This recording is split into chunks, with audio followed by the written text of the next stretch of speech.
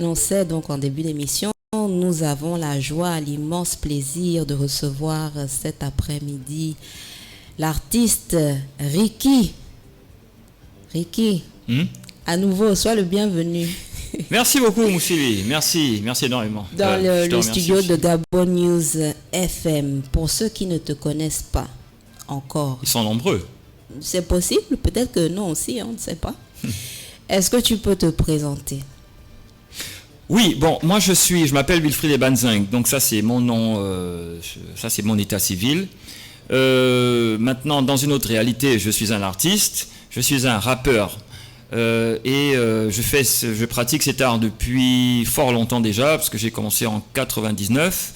J'ai été révélé au public spécialisé en 2008, il me semble en 2008, quand est sortie la compilation, non, en 2004. Lorsque la compilation LBV Underground 2 était sortie. Donc c'était un projet qui avait été initié par Monsieur Georges Kamgwa, grand promoteur de la musique urbaine au Gabon en ce temps-là. Et donc j'avais été révélé dans cette compilation en même temps qu'un certain nombre d'autres artistes tels que Koba, Cam, Black Dibal, etc. Donc il faut préciser qu'en fait, Monsieur Kamgwa sortait des compilations de ce genre pour rendre compte de l'actualité de la musique urbaine, c'est-à-dire montrer le chemin qui était en train de prendre le mouvement, et puis quels étaient les artistes qui étaient en train de monter. Il avait d'abord sorti une compilation qui était Bantu Mix à l'époque, qui avait révélé des artistes qui étaient devenus les têtes d'affiche principales de la fin des années 90 au début des années 2000, à savoir Aïeux, Professeur T, Nanette, New School, etc. Donc c'était la belle époque. Et donc j'ai été révélé dans cette compilation-là, mais il se trouve que, dû à certaines exigences familiales et personnelles, j'ai consacré beaucoup de temps à faire mes études et j'ai choisi de prendre une direction particulière. Donc, c'est-à-dire, c'était de me concentrer sur les études, mais de sortir un morceau de temps en temps. Dans le circuit underground. Ce qu'on appelle circuit underground, c'est en fait le circuit, je ne parlerai pas d'informel, mais c'est le circuit qui est à l'opposé du mainstream. C'est-à-dire que c'est un courant musical qui est surtout connu des adeptes, des purs et durs en fait, à la différence de ce qu'on écoute dans les bars, dans les bistrots, un peu partout en fait. Voilà, c'est un peu ça. Et actuellement, je me prépare à sortir un projet. Bon, j'ai déjà fait 2 albums. Des albums, certains parleront de mixtape, mais moi j'appelle ça des albums. Et là, je me prépare à en faire un 3e. En réalité, je suis sur ce projet depuis un peu plus de 2 ans maintenant, le temps de bien terminer mon œuvre. Voilà. D'accord. On aura l'occasion donc de revenir sur ce 3e album que tu es en train de préparer.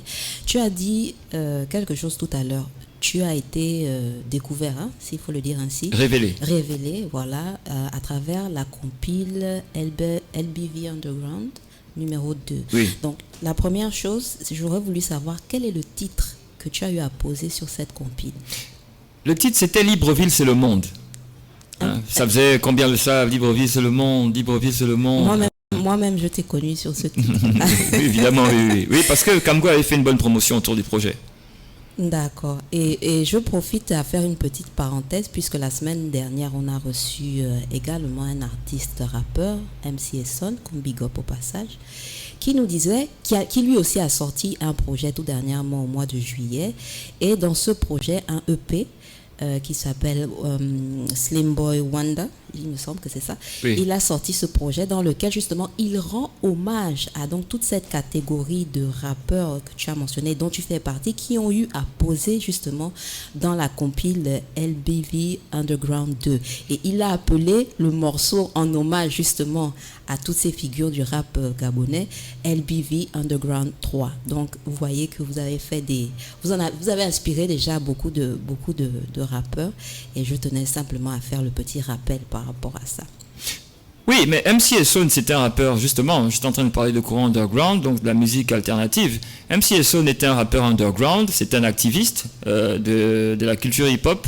C'est quelqu'un qui fait une musique donc alternative.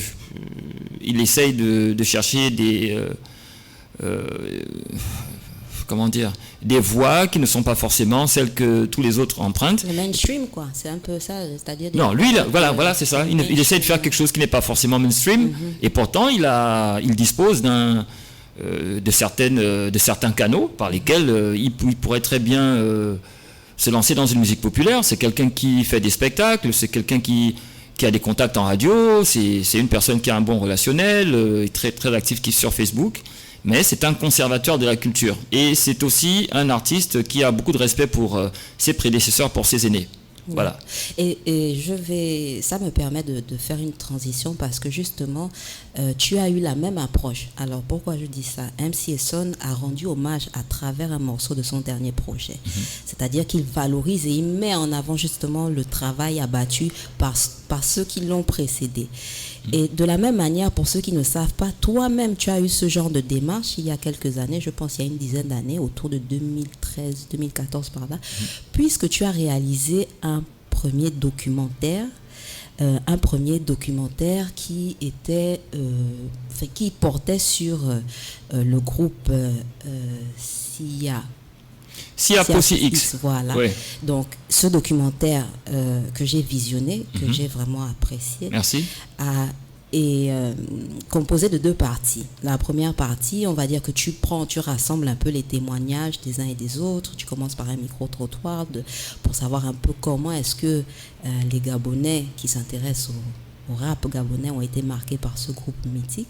Tu rassembles un peu des éléments pour connaître comment est-ce que le groupe en fait a fait pour émerger, comment est-ce que ça a commencé, et puis comment aussi est-ce que ça s'est arrêté. Et la deuxième partie du documentaire, tu as les membres du groupe devant toi. Donc, la question que je voulais poser, en plus donc de féliciter justement ce travail d'hommage aussi que tu fais en quelque sorte, la question que je voulais te poser, c'est qu'est-ce qui a motivé cette démarche de ta part? Mais comme je l'ai dit tout à l'heure, moi je suis un activiste du rap. Il faut préciser quelque chose. Vous savez, il y a les mouvements et il y a les hommes. Par exemple, si on se base sur des mouvements religieux, prenons l'exemple de l'islam. Dans l'islam, nous avons des chefs d'État, des rois, et puis des personnes de la vie quotidienne qui pratiquent la religion, qui sont des pratiquants de la religion. Mais il y a des imams aussi. Il y a des imams, et puis après, bon, je ne connais pas tous les termes, mais il y a des spécialistes, des théologiens, des spécialistes de la religion, des gens qui font de la recherche, des personnes qui réfléchissent sur la morale, qui réfléchissent sur l'état de la société et qui essayent de l'encadrer. La même chose existe au niveau de la culture.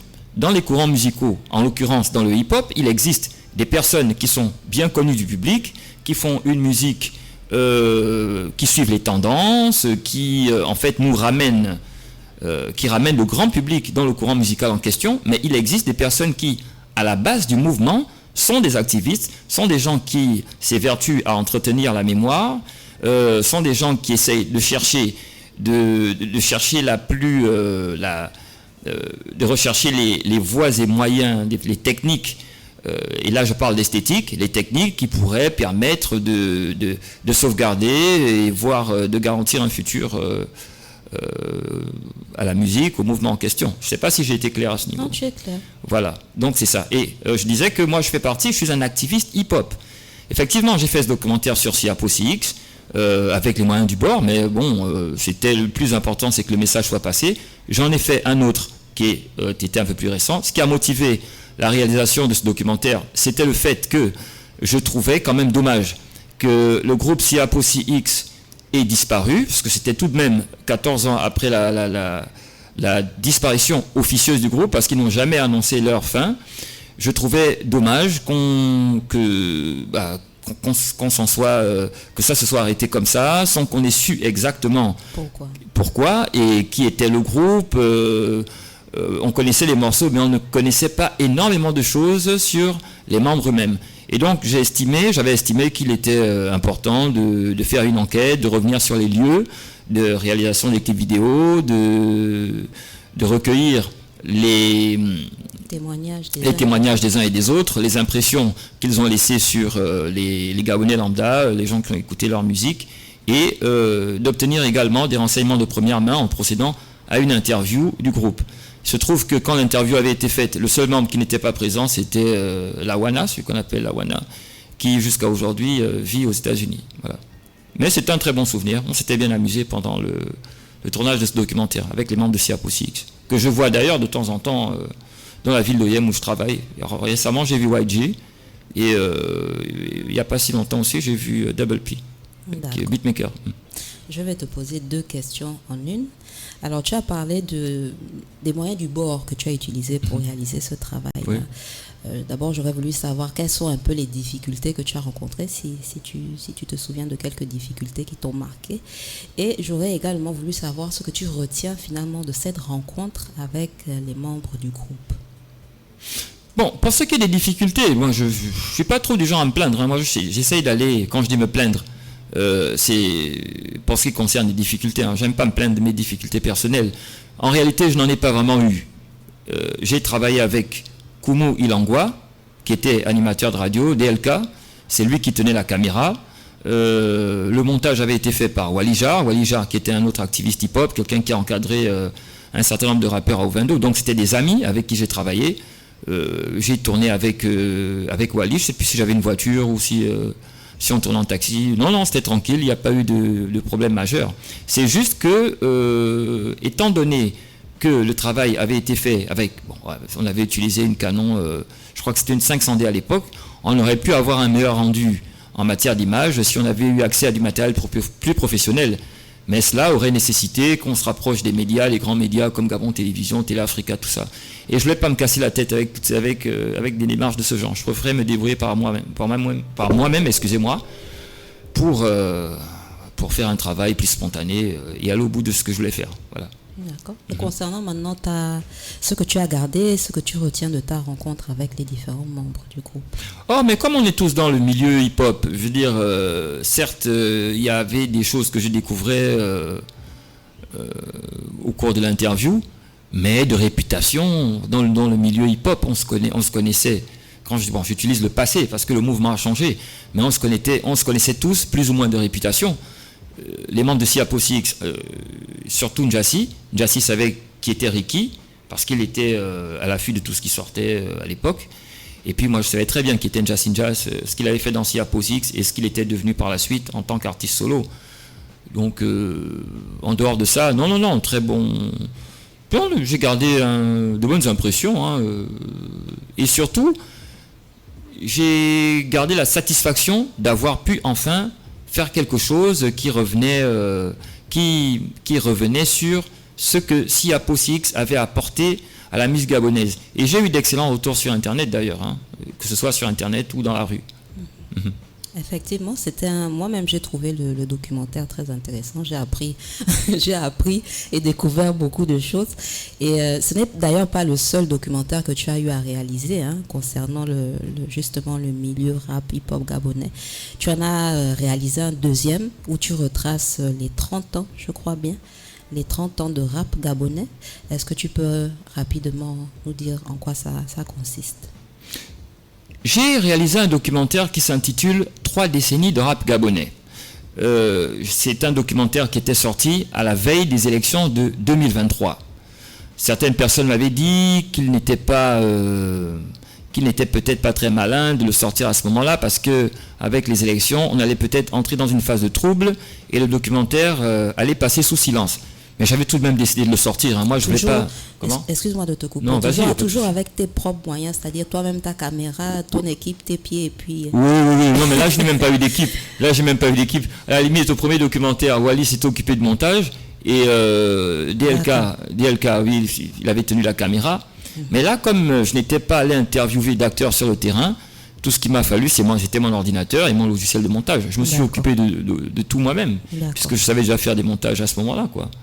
Et c'est donc un documentaire qui fait l'historique du rap gabonais, qui retrace l'évolution du rap gabonais des tout débuts, donc de l'époque de V2A4, jusqu'à l'arrivée de l'Ancham, jusqu'à l'arrivée et à la domination de la musique urbaine par l'Ancham. Et j'explique à l'intérieur de ce documentaire les mécanismes qui ont amené le rap gabonais à péricliter progressivement. Les événements qui ont fait en sorte que le public s'en détache progressivement pour se rapprocher un peu plus de la proposition que les jeunes font aujourd'hui. D'accord. Donc un documentaire, d'ailleurs les 2 documentaires sont toujours disponibles sur YouTube.